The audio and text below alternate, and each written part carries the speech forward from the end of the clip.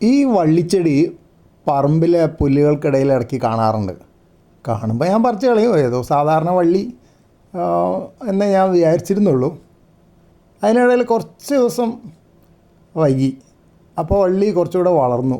പിന്നെ അതിൻ്റെ പൂക്കുന്ന സീസണായോ എന്ന് എനിക്ക് അറിഞ്ഞുകൂടാ. പിന്നെ ഒരു ദിവസം ചെന്നപ്പോഴാണ് കുറേ കായകൾ കണ്ടു. അപ്പോൾ പണ്ട് ചെറുപ്പത്തിലെങ്ങാണ്ട് കണ്ടൊരു ഓർമ്മ വന്നു. പണ്ട് വേലികളിൽ എവിടെയാണ്ടൊക്കെ ഇതുപോലത്തെ കായകൾ കണ്ട പോലെ തോന്നി.